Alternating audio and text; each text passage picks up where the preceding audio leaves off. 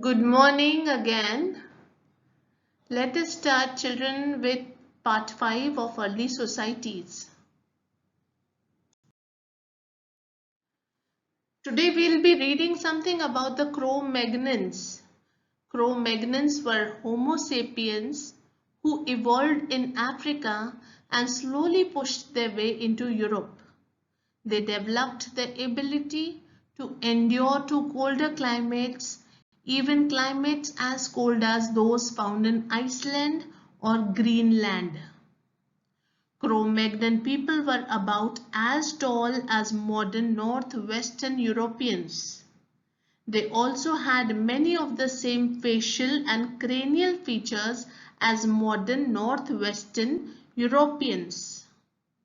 Eventually, their successors moved into Asia about 30,000 years ago.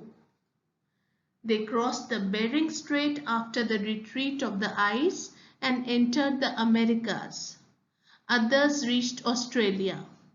With this migration, our modern human ancestors spread throughout the world. Now one word has come here, that is cranial features. Cranial features, second paragraph, the third line. The meaning of this is cranial is part which is enclosing the brain, right? So that is the meaning of cranial. Modern human beings.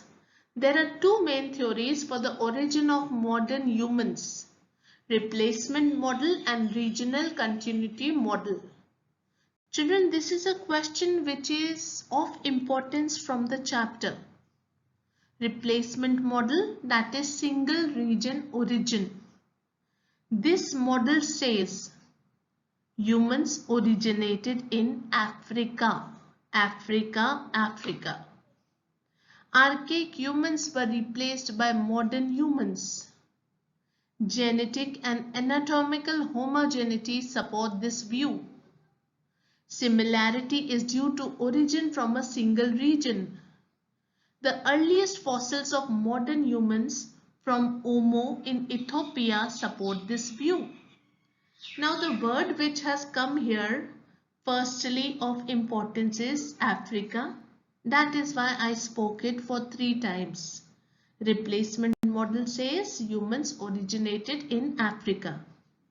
Secondly, the word which has come is archaic humans were replaced by modern humans. Archaic humans were the early men or the Puratan Manav. Thirdly, the word which has come is genetic and anatomical homogeneity support this view. Now what is this? The meaning is Sharirik Sajatiya. What is Sharirik Sajatiya? The quality of being similar in kind or nature. That quality supports this view. Then the next model or the second model is regional continuity model or multi-regional origin.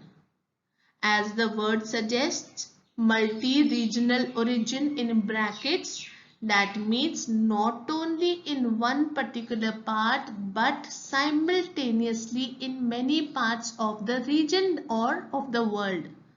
Human beings evolved. Regional continuity model is also called as multi-regional origin. Secondly, humans evolved simultaneously in different parts of the world from local archaic humans. There is regional difference in the features of modern humans. These similarities are due to differences between Homo heidelbergensis and Homo neanderthalensis. Regional continuity model also says the Homo sapiens in different regions gradually evolved at different rates into modern humans, and hence the variation in the first appearance of modern humans in different parts of the world. The argument is based on the regional differences in the features of present-day humans.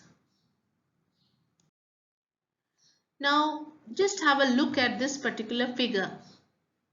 One is replacement model, second is regional continuity model. Replacement model, children, only suggests one thing, and that is human beings evolved in Africa firstly. Whereas regional continuity model says at three places simultaneously their origin was. One is Asia, second Africa, and thirdly Europe.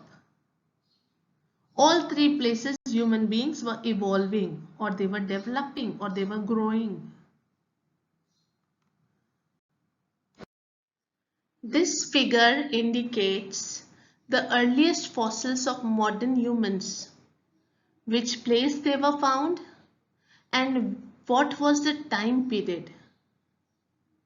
Just have a look at this.